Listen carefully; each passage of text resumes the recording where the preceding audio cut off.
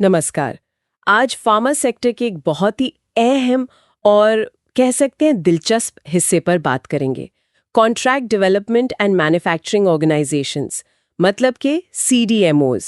हमारे पास जो एनालिसिस है वो ये समझने में मदद करता है कि इस सेक्टर में ग्रोथ की क्या संभावनाएं हैं और कौन सी कंपनियां शायद आगे निकल सकती हैं। असल में हम एक खास किस्म का सोचने का तरीका, एक मेंटल मॉडल समझने की कोशिश कर रहे हैं जिससे इस सेक्टर की सफल कंपनियों को पहचाना जा सके। तो चलिए शुरू करते हैं। हाँ बिल्कुल। तो सबसे पहले फार्मा इंडस्ट्री की वैल्यू चेन को समझना ज़रूरी है। मतलब दवा बनती कैसे है।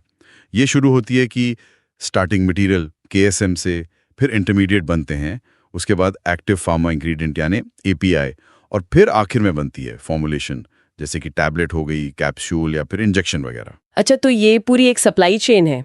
जी हाँ। और इस चेन में कई तरह की कंपनियां होती हैं। कुछ अपनी ब्रांडेड दवाएं बेचती हैं, कुछ जेनेरिक बनाती हैं, कुछ की अपनी आर&डी होती है, और कुछ होती हैं ये सीडीएमओज। ये वो कंपनियां हैं जो दूसरी अक्सर बड़ी फार्मा कंपनियों के लिए कॉन्ट्रैक्ट पर दवाएं बनाती हैं, खासकर वो दवाएं जिनका पेटेंट अभी चल रहा हो। तो मतलब ये दूसरों के लिए प्रोडक्शन करती हैं। बिल्कुल। और यहाँ भरोसे का रिश्ता बहुत जरूरी होता है। साथ ही रेगुलेटरी अप्रूवल वगैरह में इतना समय लगता है कि कंपनियां आसानी से अपना सीडीएमओ पार्टनर बदलती नहीं हैं। तो एक तरह के बैरियर्स होते हैं। अच्छा, ये इंटरेस्टिंग है। और मैंने सुना है कि सीडीएमओज और ब्रांडेड फार्मा कंपनियों के कैश फ्लो सबसे स्थिर माने जाते हैं, और शायद सीडीएमओज में सफलता का एक खास पैटर्न भी देखा गया है। हाँ बिल्कुल सही। कैश फ्लो काफी स्टेबल रहता है इनका। और पैटर्न की बात करें तो वो भी साफ है।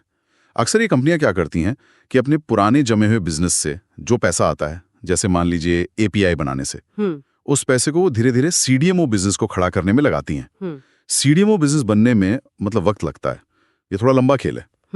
लेकिन जब ये सफल होता है तो ग्रोथ एकदम तेजी से ऊपर जाती है। वो जिसे हॉकी स्टिक ग्रोथ कहते हैं। ये हमने देखा है न्यूलैंड लैब्स में, आमी ऑर्गेनिक्स, लॉरेस लैब्स, इन सब में। जहां सीडीएमओ का हिस्सा बढ़ा, बिजनेस ने अच्छा परफॉर्म किया। और एक और बात, वो चाइना +1 वाली जो स्ट्रैटेजी है, मतलब चीन से सप्लाई का कुछ हिस्सा भारत आना, उसका भी फायदा मिल रहा है। अच्छा, तो इसी मॉडल को ध्यान में रखते हुए आज दो कंपनियों पर फोकस करते हैं, आरती फार्मा लैब्स और जुबिलेंट फार्मोवा। पहले आरती फार्मा की बात कर लेते हैं। इनके बिजनेस के क्या मुख्य हिस्से हैं? आरती फार्मा के देखिए 3 मुख्य हिस्से हैं। एक तो है ज़ैंथीन और कैफीन बनाना। इसमें इनका ग्लोबल मार्केट शेयर काफी अच्छा है, करीब 16-18%, और एक कैपेसिटी भी बढ़ा रहे हैं। दूसरा है एपीआई और इंटरमीडिएट्स का बिजनेस।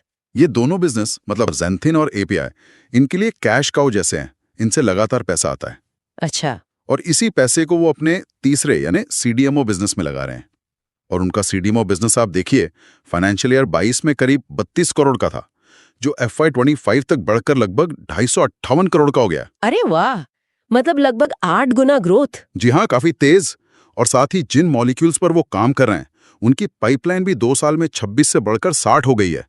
और वो करीब 800 साढ़े 800 करोड़ का बड़ा कैपेक्स, मतलब नया निवेश भी कर रहे हैं, जिसमें एक नई साइट अटाली में वो भी शामिल है। तो आरती का केस तो बिल्कुल मॉडल में फिट बैठता दिख रहा है। कैश काउ से पैसा लेकर सीडीएमओ में लगाना और ग्रोथ। अब जुबिलेंट फार्मोवा की बात करें, क्या उनकी कहानी भी ऐसी ही है या कुछ अलग है? जुबिलेंट फार्मोवा का केस भी काफी दिलचस्प है। उनके कई बिजनेस हैं, लेकिन सीडीएमओ, खासकर स्टेराइल इंजेक्टेबल्स यानी इंजेक्शन वाली दवाएं बनाने वाला हिस्सा, और सीआरडीएमओ, मतलब कॉन्ट्रैक्ट रिसर्च डेवलपमेंट और मैन्युफैक्चरिंग, ये काफी अहम है। यहाँ एक खास बात यह है कि वो अमेरिका में सप्लाई चेन लोकलाइजेशन का फायदा उठा रहे हैं। सप्लाई चेन लोकलाइजेशन मतलब कि अमेरिका कोशिश कर रहा है कि जरूरी दवाएं देश में ही बने। इसी के तहत जुबिलेंट स्पोकेन अमेरिका में अपनी इंजेक्शन बनाने की कैपेसिटी डबल कर रही है, और इसके लिए उन्हें अमेरिकी सरकार से करीब $150 मिलियन की ग्रांट भी मिली है। ओह, ये तो बड़ी बात है कि सरकार खुद पैसा दे रही है। हाँ बिल्कुल। और ऊपर से जो नई बायोलॉजिकल दवाएं आ रही हैं, NBEs, उनकी वजह से इंजेक्टेबल्स की मांग वैसे भी बढ़ रही है। और हाल में एक बड़ी कंपनी कैटलिंट, उसका अधिग्रहण हुआ है। उससे भी जुबिलेंट जैसी कंपनियों को नए मौके मिल सकते हैं। जुबिलेंट के पास क्लाइंट्स अच्छे हैं, टॉप फार्मा कंपनीज, कॉन्ट्रैक्ट्स लंबे हैं, और रेगुलेटरी रिकॉर्ड भी मजबूत है।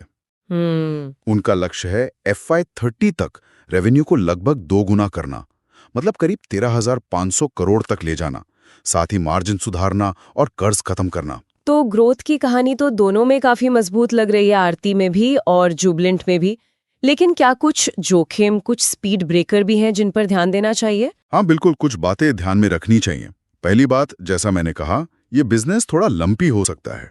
मतलब कैपेसिटी लगने और ग्रोथ देखने में कुछ तिमाहियों का गैप आ सकता है। जैसे आरती और जुबिलेंट दोनों में नई कैपेसिटी शायद फाइनेंशियल ईयर 26 के सेकेंड हाफ में चालू होगी, तो उसका पूरा असर हो सकता है फाइनेंशियल ईयर 27 में देखने को मिले। अच्छा, तो थोड़ा धैर्य रखना होगा। जी। दूसरी बात, यूएसएफडीए जैसी रेगुलेटरी एजेंसियों का जोखिम वो हमेशा बना रहता है इस सेक्टर में। और तीसरी बात, जो एपीआई वाला बिजनेस है उसमें चीन से कंपटीशन का असर मार्जिन पर पड़ सकता है। समझ गए, मतलब तिमाही नतीजों से ज्यादा लंबी अवधि की तस्वीर देखनी होगी। तो कुल मिलाकर सीडीएमओ सेक्टर में सफलता का एक पैटर्न साफ दिखता है। अपने स्थापित बिजनेस से पैसा लेकर उसे समझदारी से सीडीएमओ में निवेश करना, मॉलिक्यूल पाइपलाइन बढ़ाना और सही समय पर कैपेसिटी तैयार रखना। आरती फार्मा और जुबलेंट फार्मोवा दोनों इसी राह पर चलते दिख रहे हैं। बिल्कुल, और यहीं पर एक सोचने वाली बात आती है, इस सेक्टर की लंपीनेस और प्रोजेक्ट्स पूरे होने में जो लंबा समय लगता है, उसे देखते हुए एक निवेशक इन मौकों के सही समय और सही मूल्यांकन का अंदाजा कैसे लगाए।